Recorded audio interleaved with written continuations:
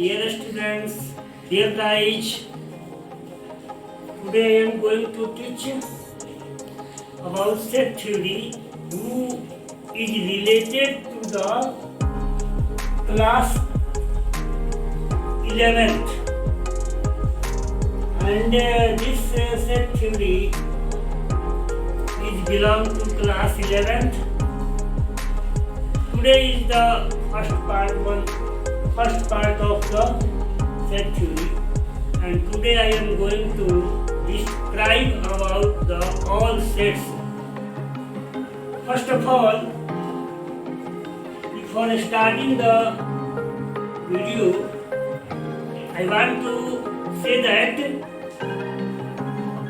you watch this video carefully and watch more than 2 times. मतलब हमारे करने का मतलब है कि ये वीडियो जो है आप बार बार देखिएगा और बार बार देख करके इसको जो है अपने माइंड में कैप्चर कीजिए। सबसे पहले हम लोग स्टार्ट करते हैं सेट थ्योरी। सेट थ्योरी सबसे पहले सेट थ्योरी स्टार्ट करते हैं। इसको हिंदी में बोलते हैं समुच्चय सिद्धांत। समुच्चय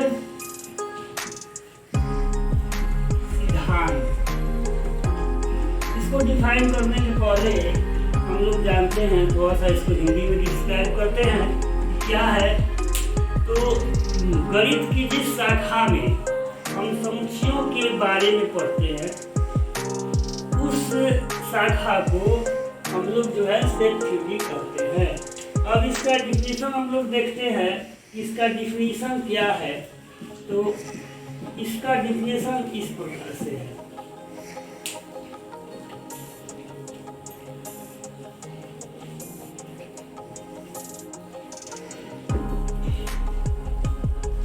set theory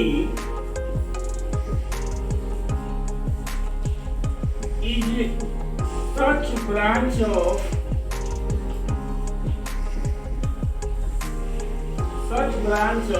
mathematics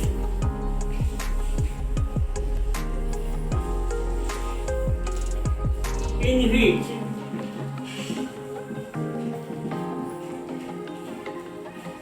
we study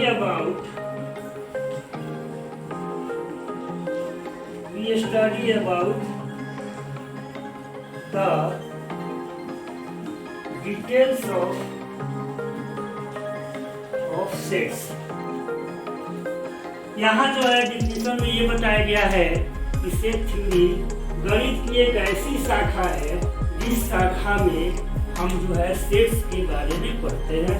sets को हिंदी में समुच्चय बोलते हैं। तो सेट थ्योरी क्या है? सेट थ्योरी है गणित की एक शाखा है जिसमें हम समुच्चयों के बारे में पढ़ते हैं। तो ये जानकारी हमें हुआ कि सेट थ्योरी जो है सेट्स के विवरण का एक इतिहास है, हिस्ट्री है। अब जो है हम लोग पढ़ेंगे सेट्स के बारे में। सेट्स को हम लोग समुच्चय बोलते हैं। Before giving the definition,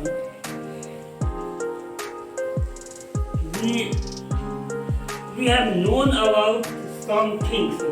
Who is the component of sets? जो sets का component है और उसको दिखाने के, परिभाषा समझाने के पहले, लिखने के पहले उसको हमें जानना जरूरी होता है। फर्स्ट है कलेक्शन। कलेक्शन का अर्थ होता है संग्रह। सेकंड है वेल डिफाइंड। वेल डिफाइंड मतलब सुपरिभाषित।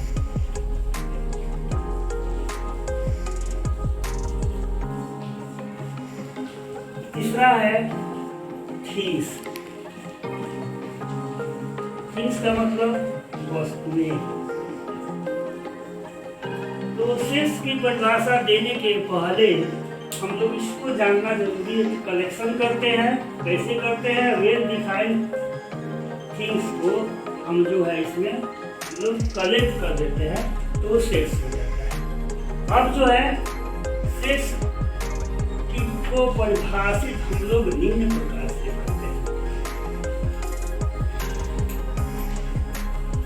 इसमें जो है सेक्स जब परिभाषित करते हैं तो उसके पहले जो भी बताया गया है वेल डिफाइंड, कलेक्शन, थिंग्स, ये सब जो है इसको हमें देना पड़ता है। तो अब कैसे हम लोग सेक्स को डिफाइन करेंगे, तो इसको हम इस प्रकार से डिफाइन करते हैं। Set is defined as follows,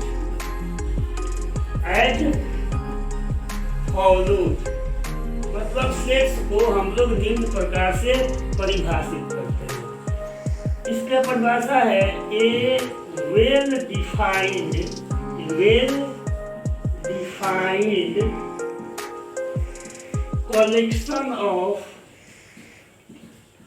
collection of things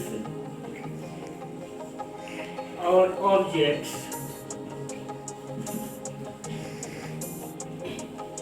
is called set. फिर से एक बार देखते हैं कि सेट क्या है। तो a well defined collection of things or object is called set. मतलब जो है इसमें ऐसे वस्तुओं का हम लोग संग्रह करते हैं कि जो वस्तुओं का हमें एक निश्चित परिभाषा मिले, उसको देखने से हमें ये लगे कि हाँ ये वस्तु जो है परिभाषित है। एग्जाम्पल में देखते हैं। इसके एग्जाम्पल में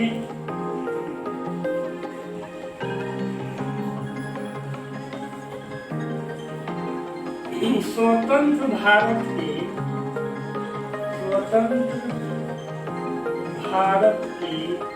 सभी प्रधानमंत्रियों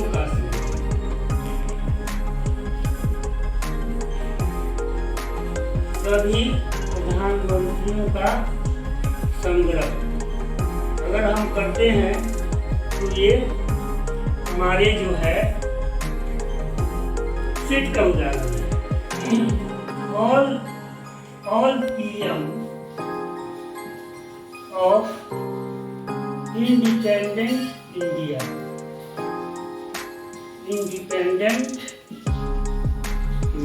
मतलब इंडिया के जितने भी जो है प्रधानमंत्री है उनका जब हम लोग संग्रह करेंगे तो वह क्या हो जाएगा, एक सेट का एक एग्जाम्पल हो जाएगा। सेकंड एग्जाम्पल में हम लोग देख सकते हैं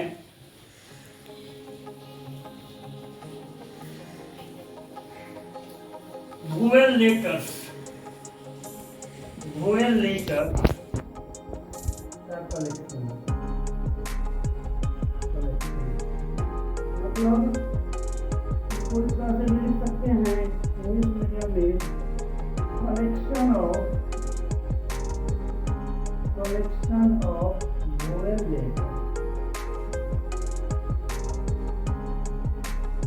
लेटर। जानते हैं कि वोवेल लेटर क्या है, हमारा डिफाइन है और वर्णों का संग्रह करते हैं। तो इसमें हम ए लिखते हैं, आई लिखते हैं, आई लिखते हैं, ई लिखते हैं, ओ लिखते हैं, यू लिखते हैं। ये हमारा क्या है, ये हमारा जो है वोवेल लेटर का दूसरा एग्जाम्पल हम लोग देख सकते हैं।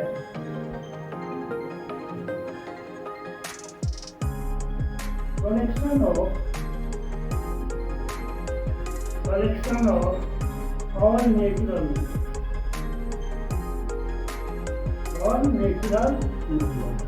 तो नेचुरल नंबर्स में हम लोग जानते हैं तो एक से शुरू होता है 1 2 3 4 5, ये अनलिमिटेड तक होता है। तो ये जो है वेल डिफाइंड है।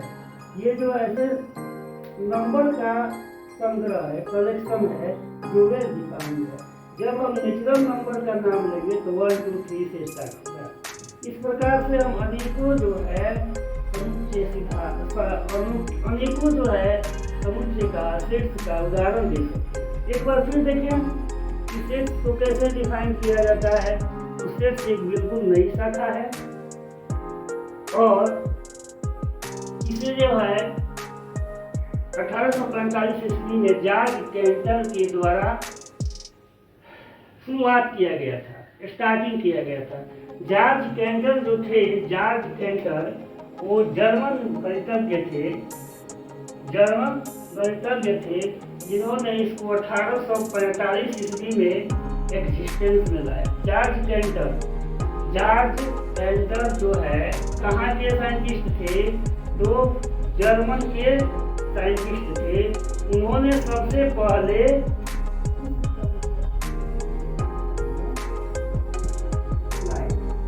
ये हो गया इसके क्या है। तो जैसे देखते हैं well defined collection of things और ऑब्जेक्ट्स। तो सेट के लिए हमें जो है ये जानना है कि इसमें जो हम ऑब्जेक्ट लेंगे वो वेल डिफाइंड होना चाहिए। उसका संग्रह बिल्कुल भी जो है सुपरिभाषित वस्तुओं के द्वारा होना चाहिए। ऐसा नहीं है कि सुपरिभाषित वस्तु नहीं है। जैसे हम एक उदाहरण देते हैं, भारत के सभी जानवरों का all the animals of India का अगर हम लोग कलेक्शन करते हैं तो जो है एग्जाम्पल नहीं है इसका। अब जो है हमको आशा है कि आप लोग इसको समझ गए होंगे। I think that these things you have understood. तो आगे हम लोग बढ़ते हैं। इसी में जो है हम लोग पढ़ते हैं कि सेट्स में जो है कंपोनेंट कौन है। मतलब सेट्स जो है सेट्स के जो बनाने में जो हमें क्या क्या जरूरत पड़ता है, कैसे जो हम सेट्स निर्माण करते हैं। तो कंपोनेंट में यहाँ जो कंपोनेंट है सेट्स का, उसमें जो है हमारा एलिमेंट आता है। इसको हम लोग जो है पढ़ेंगे। तो एलिमेंट क्या होता है सेट्स में, ये हम जानते हैं कि एलिमेंट क्या होता है। Before giving the knowledge of element, I want to give a notation which is used in the set. This notation is represented by this, and this notation is represented by and written as is the element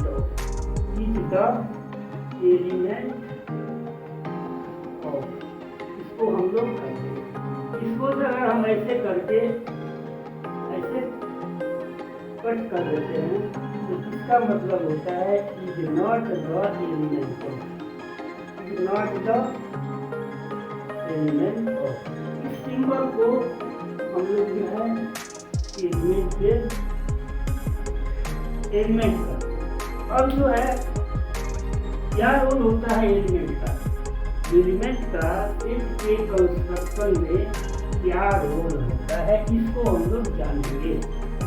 तो जो है ये चीज जाने कि element के द्वारा ही जो है एक सेट का निर्माण होता है। एलिमेंट के द्वारा सेट का ही निर्माण होता है ना। By which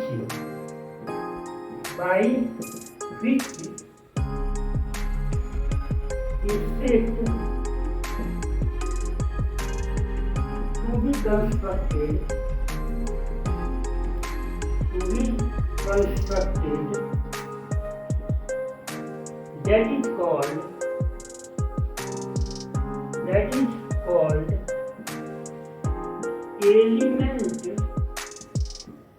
element of sets। इसको हम लोग एलिमेंट ऑफ सेट्स बोलेंगे। ये हमारा जो है एलिमेंट का डिफिनीशन हुआ। एलिमेंट को मेंबर भी बोलते हैं। इसको हिंदी में हम लोग सदस्य या अवयव बोलते हैं।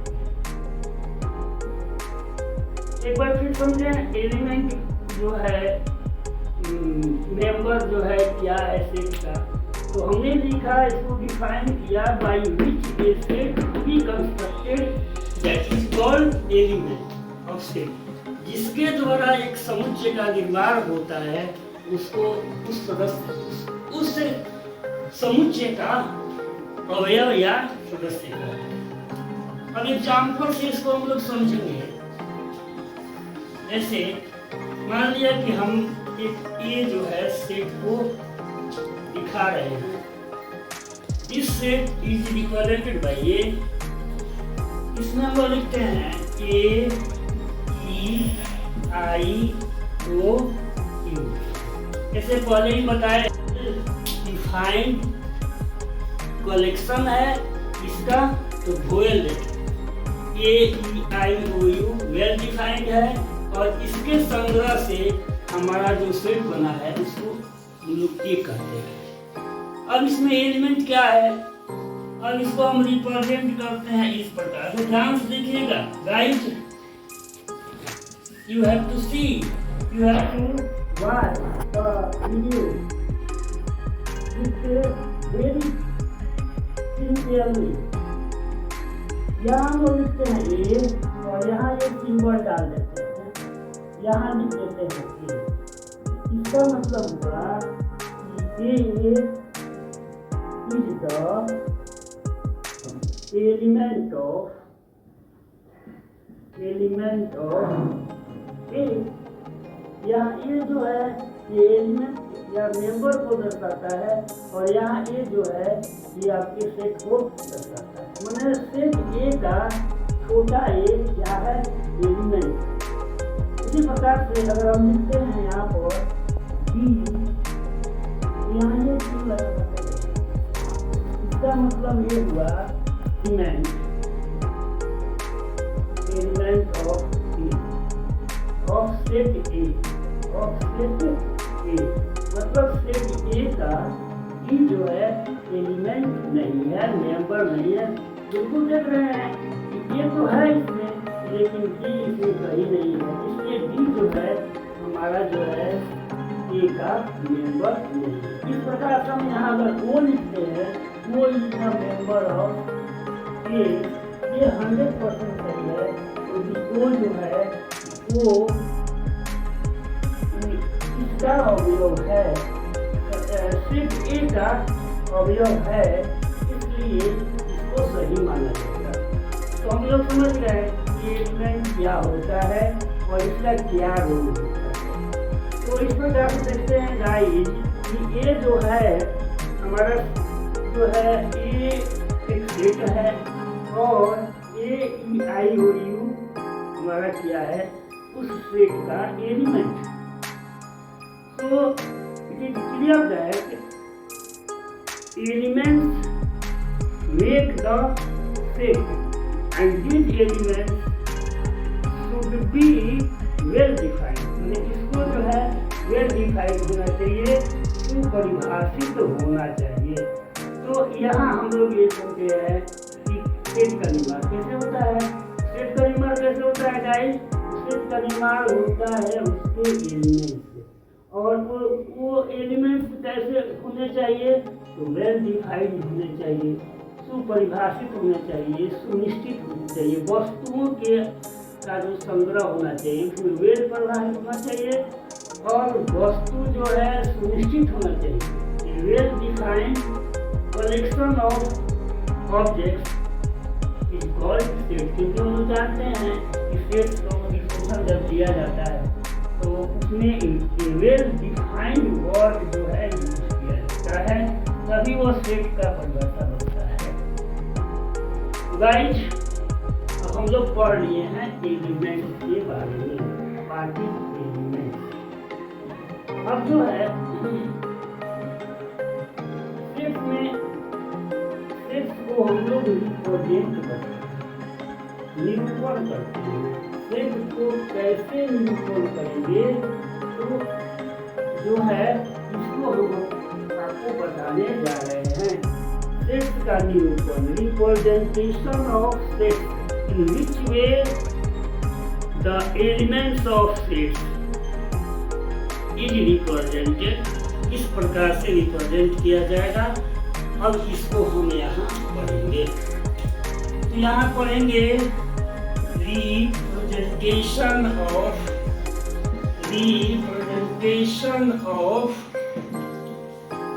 ऑफ सेट्स, मतलब समुच्चयों का निरूपण, समुच्चयों का निरूपण, समुच्चयों का निरूपण। तो समुच्चयों के निरूपण का दो मेथड, मैंने समुच्चय जो है हम लोग निरूपित करेंगे, रिप्रेजेंट करेंगे। हमारे कहने का मतलब है कि दो प्रकार से रिप्रेजेंट किया जाता है। इसको हम लोग दो प्रकार से रिप्रेजेंट करते हैं। एक है हमारा टेबुलर फॉर्म, टेबुलर फॉर्म, इसी का इसका नाम है roster form, roster method. Tabular form का मतलब होता है शारीरिक विधि द्वारा हम जो है सेट्स को रिप्रेजेंट। सेकेंड है set builder form, set builder form. तो सेट बिल्डर फॉर्म को हम लोग जो है हिंदी में बोलते हैं समुच्चय निर्माण विधि, समुच्चय निर्माण विधि। इस प्रकार से हमने ये देखा कि जो है सेट के रिप्रेजेंटेशन का दो मेथड है। एक टेबुलर फॉर्म है जिसको रोस्टर मेथड भी बोलते हैं, एक सेट बिल्डर फॉर्म है जिसको भी समुच्चय निर्माण विधि कहते हैं। इन दो प्रारूपों में हम सेट को रिप्रेजेंट करते हैं। एक बार फिर समझें, sets are represented by some forms, some method that is called representation of set। को निरूपित करने का, निरूपित जिसके द्वारा किया जाता है उसको जो है रिप्रेजेंटेशन ऑफ सेट बोलते हैं। There are two forms or two methods by which sets are represented. These methods are tabular form or roster form.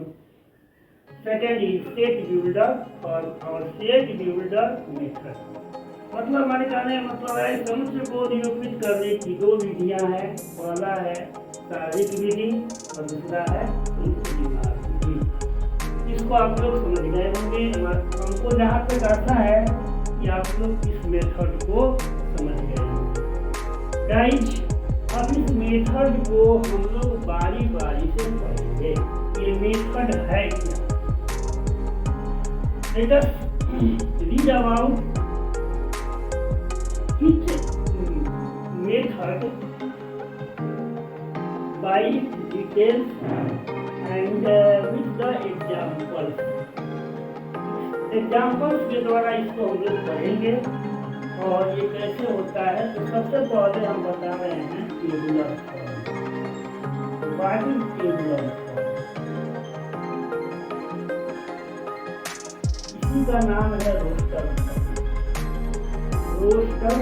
Form, और जिसके द्वारा, इस मेथड के द्वारा इसको हम लोग डिफाइन करेंगे। उस मेथड को टेबुलर मेथड और रोस्टर मेथड। इसमें हम लोग क्या करते हैं, फर्स्ट जो है हम लोग जो है ये यहाँ नंबर लिखते हैं, इसमें मिडिल ब्रैकेट लगता है। इसका नाम क्या है? ये मिडिल ब्रैकेट, मिडिल ब्रैकेट। और इसमें जो एलिमेंट है, इसके जो एलिमेंट है, एलिमेंट को लिखते हैं। सेकंड चीज क्या है, तो इसमें कोमा का प्रयोग,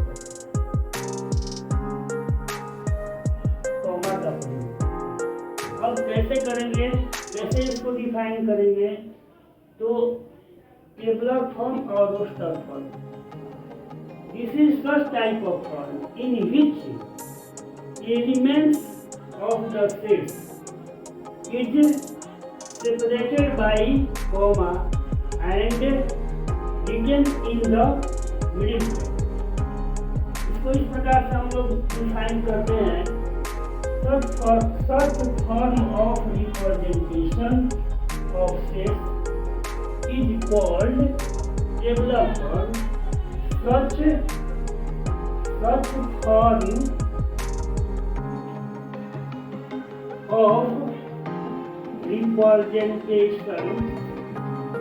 representation of such form of representation of sets is called tabular form. Tabular form in which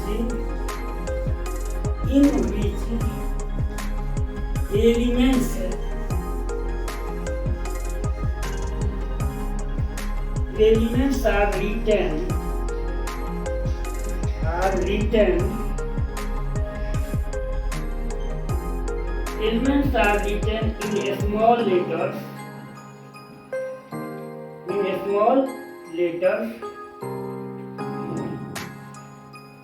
in small letters in the middle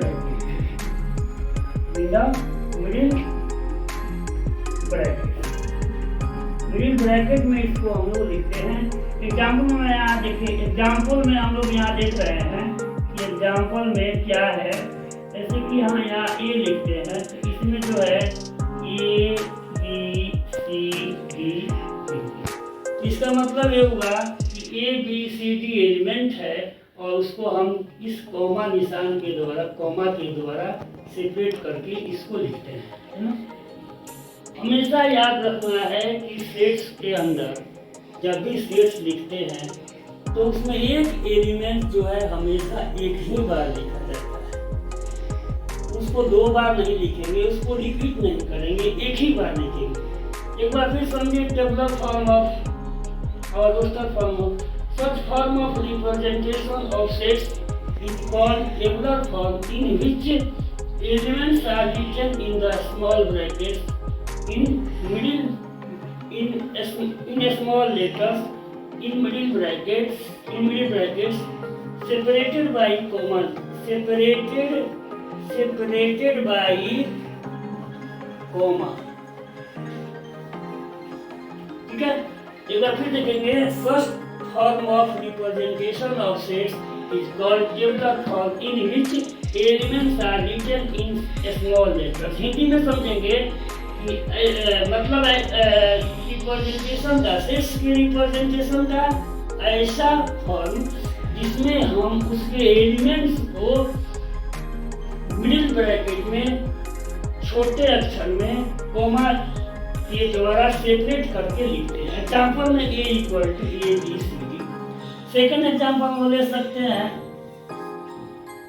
A E I O U, ये सेट हम डी के द्वारा दर्शाते हैं। थर्ड एग्जाम्पल में हम ले सकते हैं सी इक्वल टू 1 2 3 4 डॉट डॉट। इस प्रकार से हम अनेकों एग्जाम्पल ले सकते हैं जो कि टेबुलर फॉर्म या रोस्टर फॉर्म के द्वारा दर्शाए जाते हैं।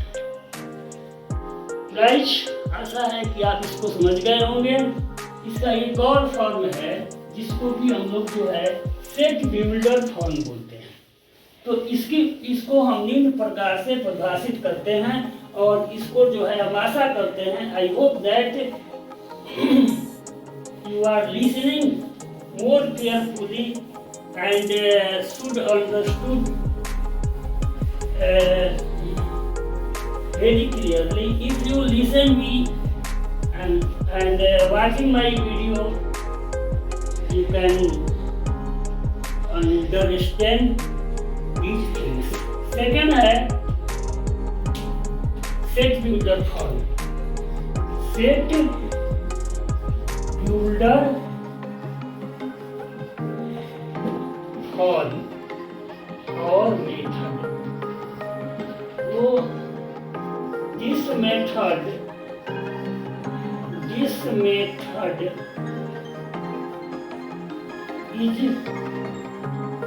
such type of method in which elements, in which properties of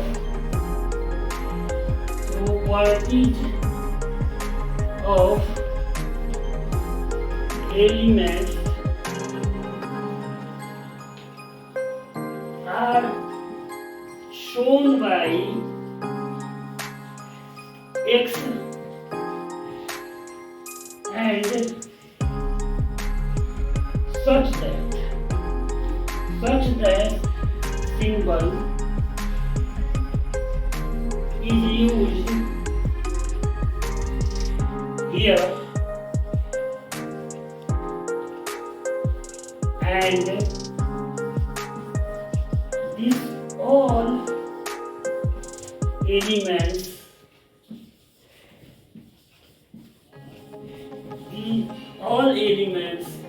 written in the middle bracket.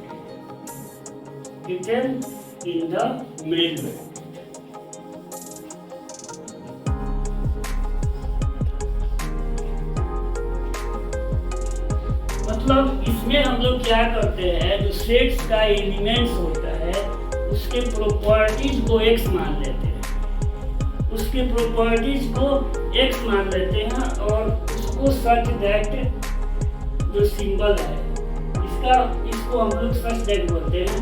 इस सिंबल को हम लोग जो है यहाँ ब्रैकेट के अंदर लिख देते हैं। जैसे ये सिंबल है, एक सिंबल ये है, इसका मतलब होता है और, इसको हिंदी में क्या बोलते हैं, और एक सिंबल ये होता है, इसका मतलब होता है सच दैट, इसको हिंदी में बोलते हैं जैसे कि।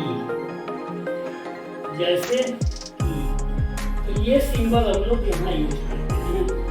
और एक बार फिर समझते हैं इसको, सेट बिल्डर फॉर्म क्या होता है। This is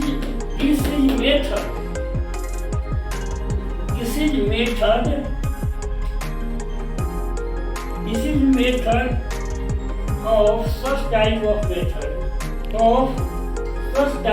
method in which properties of elements are shown by x। मतलब प्रॉपर्टीज जो होता है एलिमेंट्स को, उसको x के द्वारा लिख देंगे, और सिंबल हम लोग यूज करते हैं वो सच दैट है, और इसको यूज करके हम लोग जो है एलिमेंट्स को मिडिल ब्रैकेट में डाल देते हैं। जैसे इसमें जो है इसके एग्जाम्पल को हम इस प्रकार से दिखाते हैं। मान लीजिए कि एक समुद्र ये है, इसको हम लिखते हैं x है ना, इज ए वोवेल लेटर। मतलब जो है वोवेल लेटर के गुण को x मान लिया गया है, और यह जो है समुच्चय ए है। नेक्स्ट एक दूसरा एग्जाम्पल लेते हैं डी, इसमें लिखते हैं x सच दैट x है ना equal to n, where n is the element of n। इसका मतलब हुआ कि जो ये छोटा n है, स्मॉल n है, वह एक फॉर्मूला है जिसको कहाँ से लिया गया है, तो नेचुरल नंबर से लिया गया है, और इसके जो हमारे एलिमेंट प्राप्त होंगे वह जो है इसके संग्रह। अब इसको हम लोग अगर टेबुलर फॉर्म में दिखाएंगे तो इसी को हम ऐसे दिखा सकते हैं, 1 4 1 4 9 16 ऐसे इस फॉर्म में हम लोग दिखाएंगे। देखते हैं कि यहाँ n जो लिया गया है 1 लिया गया है, तो 1 का स्क्वायर करेंगे तो 1 आएगा, 2 लेंगे 2 का स्क्वायर करेंगे तो 4 आएगा, 3 लिए 3 का स्क्वायर करेंगे तो 9 आएगा, जब n का मान 4 लेंगे तो 4 का स्क्वायर करेंगे तो 16 आएगा।